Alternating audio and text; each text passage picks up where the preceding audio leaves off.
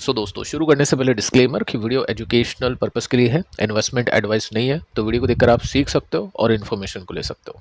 बाकी इससे पहले मैं आपको 2 वीडियोस दे चुका हूं, अगर आपने देखा नहीं तो आप जरूर से देख लेना, काफ़ी इंपॉर्टेंट है। यहाँ पे हमने नो कंपनीज के ऊपर बातचीत की है, नो कंपनीज के टेक्निकल्स के ऊपर स्टडी की है, फंडामेंटल्स अगर जरूरी है तो उसके ऊपर भी बातचीत की है, न्यूज़ है तो वो भी हमने डिस्कस की है, और सीखने की कोशिश की है कि कैसे अपन रिवर्सल्स देख सकते हैं, स्टॉक को हरी झंडी मिल चुकी है टेक्निकली फंडामेंटली या नहीं, उसको चेक कर सकते हैं। साथ में आज का मार्केट क्यों ऊपर गया उसके ऊपर बातचीत है, और 2 कंपनीज है जिनके स्टॉक्स में काफ़ी अच्छी बुलिशनेस देखने को मिली है, उसके ऊपर भी डिस्कशन हो चुका है। अब आते हैं यूएस के बाजार पर। देखिए डाउ जोन्स में कुछ खास नहीं है, न्यूट्रल है। नेस्डेक को भी देख लेते हैं, कुछ नहीं है इसमें भी। फैंग को भी देख लेते हैं, तो यहाँ पे भी कुछ खास नहीं, आधे % नीचे है। तो सीधा चलता है आज के दिन एफआईस ने क्या किया इंडियन मार्केट में, वो देखने के लिए।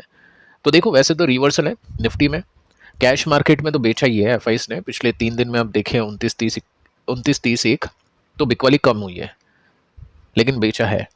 1600 करोड़ के आसपास की बिकवाली है। लेकिन मार्केट ऊपर कैसे गया, मैं आपको बता चुका हूँ कि कैश में अगर ये बेच रहे हैं तो हो सकता है इनको शॉर्ट टर्म में लग रहा हो कि मार्केट अच्छा करेगा, तो ये ऑप्शंस में फ्यूचर में बाइंग कर लेते हैं। अब ऐसा क्यों लगता है, क्योंकि कुछ न्यूज़ होगी, जैसे अभी आज हमने न्यूज़ देखी, आरबीआई की तरफ से अच्छी न्यूज़ हमने देखी, बैंक्स के लिए बहुत अच्छी न्यूज़ है। तो बैंकिंग कंपनीज में वैसे भी एफआईस का मेजर स्टेक होता है, और बैंक्स में बाइंग हुई होगी तो एफआईस की तरफ से बैंक्स में बाइंग के बाद में निफ्टी में भी बाइंग हुई, और बाकी कंपनीज में सेक्टर में भी बाइंग हुई है। क्योंकि बैंक को लेकर ही अच्छी न्यूज़ नहीं है, ये बैंक बाकी जो कंपनीज है उनको लोन्स ज़्यादा डिस्बर्स करेंगे, तो बाकी कंपनीज का, सेक्टर का, इंफ्रा का और भी कुछ कैटेगरीज है उनका काफ़ी अच्छा फ़ायदा हो सकता है। तो ये रीज़न है इसके पीछे का। बाकी निफ्टी का वीडियो आप देख लेना, आज का फर्स्ट वीडियो, उसके अंदर और डिटेल में हमने बातचीत की है। अब बात को आगे करते हैं फर्स्ट कंपनी के साथ में, जिसका नाम है डी मार्ट। देखिए आज के दिन तो गिरा है स्टॉक, जस्ट 23 रुपीज़, आधे % की मंदी, 3 लाख करोड़ के आसपास का मार्केट कैप है, 107 का पी है। एक न्यूज़ आपको इसमें देखने को मिलेगी कि कंपनी ने रेज किया है 100 करोड़ रुपीज़ का अमाउंट शॉर्ट टर्म डेट से, यानी कर्जे से। सरप्राइज आप हुए होंगे, क्योंकि कंपनी तो कर्जा लेती नहीं है, खुद के दम पे स्टोर्स ओपन करती है। लेकिन अभी के समय कंपनी ने थोड़ा सा डिफरेंट रवैया अपनाने की कोशिश की है। ओपन किया है कंपनी ने एक नया स्टोर दिल्ली के अंदर, 100 करोड़ की यहाँ पे बातचीत हो रही है। इसको मैं थोड़ा सा डिटेल में आपको दिखाऊं तो यहाँ पे आप नोटिस कर सकते हैं कि कंपनी पैसे उठाएगी तो उसके ऊपर इंटरेस्ट भी देना पड़ेगा। अब ये शॉर्ट टर्म है तो किसी टाइम लिमिट के अंदर भी होगा। तो कंपनी ने 91 डेज का कर्जा लिया है, और कंपनी इस पर 6% के साथ में ब्याज देगी सालाना का, जितना भी मतलब बनेगा 6% के हिसाब से रेट ये होने वाली है। तो 91 डेज के लिए कर्जा लिया 6% के ब्याज के ऊपर, तो इसका मतलब ये है कि ब्याज अगर कंपनी देगी तो प्रॉफिट के मार्जिन पे डेंट तो पड़ेगा, जो कि पहले भी पड़ रहा है, तो ये नेगेटिव पॉइंट। लेकिन कंपनी ने शॉर्ट टर्म के लिए डेट लिया है तो ज़्यादा डेंट नहीं पड़ेगा। ऐसा नहीं कि हमेशा कंपनी को ब्याज देना पड़ेगा, लेकिन जैसे ही कंपनी का स्टोर ओपन होगा, कंपनी के पास में उससे पैसा आएगा तो कंपनी पूरा कर्जा चुका देगी। ये अच्छी न्यूज़ है एक्सपेंशंस को लेकर। साथ में न्यू दिल्ली के अंदर, मोती नगर के अंदर एक स्टोर इसने ओपन कर लिया है। अब देखिए यहाँ पे आपको मैं एक इंटरेस्टिंग डेटा दिखाऊंगा, जिसके अंदर 2025 तक का डेटा आपके सामने है, और ये डीमार्ट की बैलेंस शीट है। बोरिंग्स में जाते हैं, यानी कर्जे के अंदर आते हैं, डीमार्ट ने कितना उधार लिया वो सब देखते हैं। तो देखिए यहाँ पे टोटल बोरोइंग्स को अगर आप देखोगे ना तो 820 करोड़ की है। लेकिन जैसे ही आप इसके ऊपर क्लिक करोगे, प्लस का एक साइन आएगा, उसको क्लिक करोगे तो उसको थोड़ा सा डिटेल में आप देख पाओगे। यहाँ पे आपको दिखाई देगा लॉन्ग टर्म बोरोइंग, जो कि लंबे समय के लिए कर्जा लेते हैं, उसके ऊपर ब्याज भी फिर लंबे समय तक के लिए देना होता है। अगर उसे पहले बेच दिया, मतलब जो भी लिया है लोन वापस दे दिया तो ठीक है, लेकिन एक टाइम लिमिट होती है। शॉर्ट टर्म के अंदर वो टाइम लिमिट काफ़ी कम होती है। तो ये आपको यहाँ पे 000 देखने को मिल रहा है। तो ये 820 क्या है, ये है लीज लाइबिलिटीज, क्योंकि कुछ स्टोर्स इसके लीज पे है। तो 22, 23, 24, 25 यहाँ से कंपनी का स्टॉक अंडर परफॉर्म कर रहा है, क्योंकि कंपनी ने एक्सपेंशंस थोड़े स्लो किए हैं और कंपटीशन भी ज़्यादा है, मार्जिन भी डिक्लाइन कर रहे हैं। अब कंपनी चाहती है, काफ़ी टाइम हो गया, तो थोड़ा सा रेस देते हैं, एस्केलेट करते हैं चीज़ों को और ऊपर जाने की कोशिश करते हैं। उसके लिए कंपनी ने वही रवैया अपनाया है जो कंपनी ने 2016, 17, 18, 19 में अपनाया था। देखो ये पिछला डेटा मैं आपको यहाँ पे दिखा रहा हूँ। इसके अंदर आप देखोगे ना तो आपको दिखाई देगा कि लॉन्ग टर्म बोरिंग्स भी थी कंपनी के पास में, और शॉर्ट टर्म कर्जे भी थे कंपनी के पास में। उसके बाद में 20 के बाद से कंपनी ने इनको ज़ीरो किया और यहाँ पे लीज पर स्टोर्स ओपन करना शुरू कर दिया। 16, 17, 18, 19 में कंपनी का स्टॉक आपको पता ही किस तरह से चला था। तो कंपनी का फोकस है कि वापस से वही चीज़ रिपीट करने की कोशिश करते हैं। अब देखो ऐसा होगा, आउटकम वैसा ही निकलेगा 16-17 की तरह या नहीं निकलेगा, वो वक्त बताएगा, क्योंकि उस समय जेप्टो नहीं था और ये जो इंस्टामार्ट, ब्लिंकिट, ये एप्लीकेशंस नहीं थी। लेकिन आज का टाइम थोड़ा सा डिफरेंट है। सो ठीक है, देखते हैं आगे चल के क्या होगा। बाकी टेक्निकल्स में आपको पहले से ही इंडिकेशन मिलना शुरू हो जाएगा। तो रिजल्ट देखेंगे, इसके क्या कमेंट्री आती है उसको चेक करते हैं। बाकी हाँ, यहाँ पे सपोर्ट तो इसने मेजर लिया है अपने इस ब्रेकआउट को करने के बाद में। स्टॉक यहाँ तक पहुँचने की कोशिश कर रहा है, लेकिन ये जो आप देखोगे यहाँ पे से ये स्लो है, ठीक है, थोड़ा सा स्लो है, ये चीज़ आपको थोड़ा सा ध्यान में रखना है। अब देखिए दोस्तों, एक बड़ी खबर, जो कि ज़ीरोधा के जो फाउंडर है नितिन कामत, इन्होंने अपने ट्विटर हैंडल पर डेटा के साथ में एक ट्वीट किया और उसके अंदर बताया था कि ज़ीरोधा का जो रेवेन्यू है, जो दलाली का रेवेन्यू है, ब्रोकरेज का रेवेन्यू है, वो 40% के साथ में गिर गया। 40% बहुत बड़ी बात है Q1 फाइनेंशियल ईयर 26 के अंदर। सिग्नल दिया है बिजनेस पाइवट का, यानी अपने बिजनेस को ये चेंज करने वाले हैं थोड़ा। सो अगर आप ज़ीरोधा में इन्वेस्टिंग करते हैं, आपको डिस्काउंट ब्रोकिंग का फ़ायदा मिल रहा है, तो हो सकता है कुछ टाइम बाद ये फ़ायदा मिलना बंद हो जाए, ये ब्रोकरेज लेना शुरू कर देंगे अच्छी खासी डिलीवरीज पर, ठीक है। ऐसा हम एक्सपेक्ट कर सकते हैं, एंटिसिपेट कर सकते हैं, जैसे इन्होंने बोला है उसके थ्रू। अब देखो यहाँ पे क्या है, डेटा अगर आप देखोगे तो डेटा के अंदर आपको दिखाई देगा कि 17, 18, 19, 20 किस तरह से रनअप है। ये रेवेन्यू है, प्रॉफिट है, यहाँ पे आप देखोगे तो बहुत बढ़िया तेजी बन रही है। लेकिन अभी 2025 में क्या हुआ है, इसका रेवेन्यू गिरा और प्रॉफिट भी गिर गया। सो रीजंस इन्होंने बताया है, एक तो एसटीटी बढ़ गया, साथ में बाकी के एक्सपेंसेस बढ़ गए। सेकंड आप देखोगे तो यहाँ पे रेवेन्यू गिरा है क्योंकि वीकली एक्सपायरी के ऊपर काफ़ी सारी बातचीत चल रही है, वो भी बंद होगी, और जो मार्केट है वो भी अभी अंडर परफॉर्म कर रहा है। तो ये रीजंस है। तो कहने का मतलब ये है कि अगर आपके पास में देखो, बाकी ब्रोकर्स तो ऐसा नहीं बताएंगे एकदम से, क्योंकि वो तो लिस्टेड है। अगर वो उन्होंने ऐसा डेटा दे दिया, और ये तो बैरिश भी है अपनी ब्रोकिंग बिजनेस के ऊपर, क्योंकि इन्होंने बोला है हमारे पास में कोई भी प्रेशर नहीं है, कोई भी एक्सटर्नल इन्वेस्टर नहीं है जिसको हमको जवाब देना पड़ेगा। हम खुद ही इन्वेस्टर हैं, खुद ही कमाते हैं, खुद ही खाते हैं, जो भी है हमारा खुद का है। कोई स्टार्टअप, मतलब हमने जो भी किया है वो बूटस्ट्रैप है, यानी हमने किसी से पैसा उठा के नहीं किया है। तो इसका मतलब यह है कि अगर इनका रेवेन्यू गिरा है, तो बाकी ब्रोकरेजेस हाउसेस का भी रेवेन्यू गिरा होगा।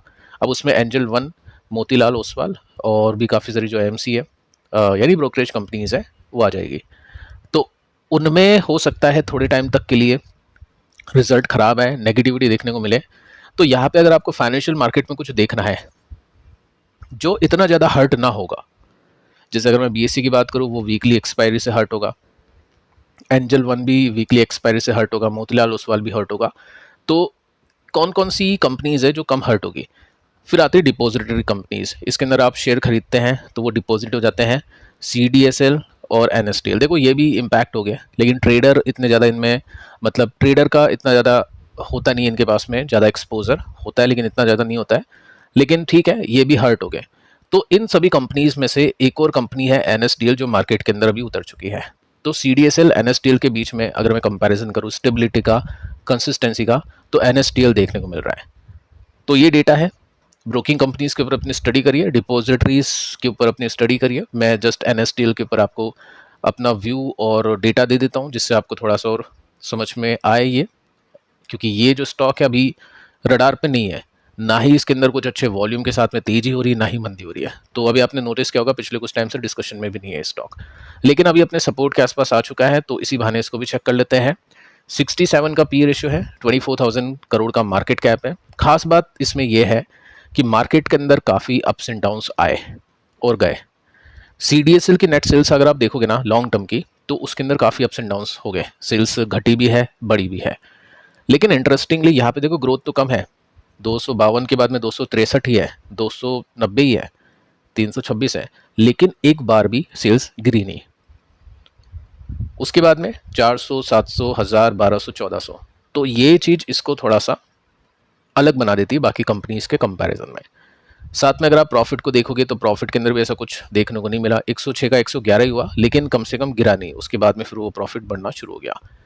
ठीक है, तो यहाँ पे जब भी इन्वेस्टर्स का बहुत ज़्यादा फोकस है, लिस्टिंग इसकी अच्छी हुई, बहुत बढ़िया तेजी बनी, स्टॉक पिछले 3 हफ्तों से, मतलब लिस्टिंग के बाद वाले 3 हफ्तों से बहुत अच्छा किया, और उसके बाद में एक फ्लैग पैटर्न यहाँ पे बनाता हुआ दिख रहा है। आप देख सकते हैं ये डंडा है और ये इसका झंडा है। अब क्या है, यहाँ पे स्टॉक अपने सपोर्ट के आसपास है। पॉसिबिलिटीज़ हैं, अगर ये ब्रेक डाउन करता है तो फिर अगले सपोर्ट्स की तरफ बढ़ेगा, लेकिन ब्रेकआउट करता है तो ऊपर की तरफ बढ़ेगा। ब्रेकआउट के बीच में गैप कितना है, ज़्यादा कुछ तो कुछ खास है नहीं, तो स्टडी आप कर सकते हैं इसके ऊपर भी ध्यान दे सकते हैं। अगर आपको फाइनेंशियल मार्केट के अंदर कुछ देखना है जो स्टेबल हो बाकियों के कंपैरिजन में, तो इसको चेकआउट कर सकते हैं। अगली जो कंपनी है इसका नाम है हरी ओम पाइप्स। टोटल 3-4% की तेजी यहाँ पे बनी है। 1,1500 करोड़ का मार्केट कैप है जस्ट इसका, 22 का पी रेशो है।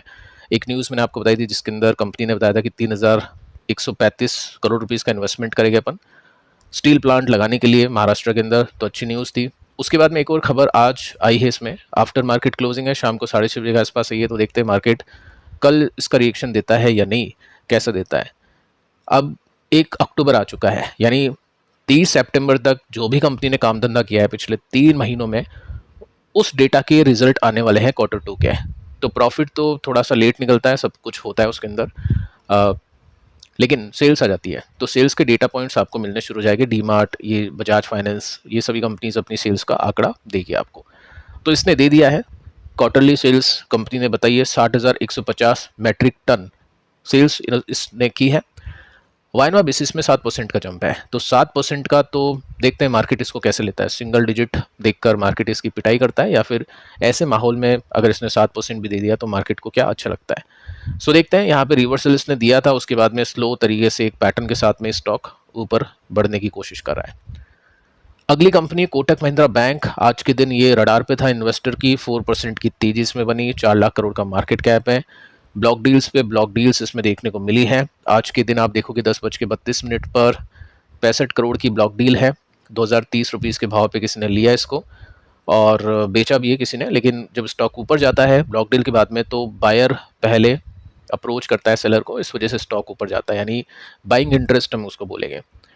उससे पहले 30 तारीख को भी कुछ ब्लॉक डील्स हुई थी, जैसा कि मार्केट को इनसाइडर को पता होगा कि ऐसा कुछ होने वाला है। देखिए साफ दिखाता है, क्योंकि न्यूज़ अभी आज आई है आरबीआई की तरफ से, लेकिन 182 करोड़ के 80 करोड़ के स्टॉक पहले किसी ने ले लिया। तो आरबीआई के अंदर भी हो सकता है, कहीं भी हो सकता है, ठीक है। तो इनसाइडर के पास में न्यूज़ पहले पहुंच जाती है या एफआईज के पास में भी पहुंच जाती है, तो सब चीज़ें हो जाती है, गेम खेल लेता है। कोई बात नहीं है, रिटेलर्स के बाद में न्यूज़, मतलब रिटेलर्स के पास में न्यूज़ बाद में आती है तो कोई दिक्कत नहीं है, थोड़ा सा कम आते हैं, लेकिन टेक्निकल्स के सहारे हम करते हैं मार्केट के अंदर काम। सो अभी यहाँ पे अच्छी ब्लॉक डील मिली है, ऑल टाइम हाई पहुंच भी जाए ना तो कोई बड़े गेंस नहीं है, 10% के हैं। लेकिन ऐसी कंपनीज के अंदर क्या होता है, बड़े पैसे लगाते हैं, मतलब ज़्यादा पैसे लगा देते हैं, क्योंकि सेफ कंपनीज होती है और फिर वो कम परसेंट भी आता है तो अच्छे कमाई के साथ में वो प्रॉफिट आता है उसके अंदर। तो देखते दोस्तों क्या होता है बैंक के अंदर।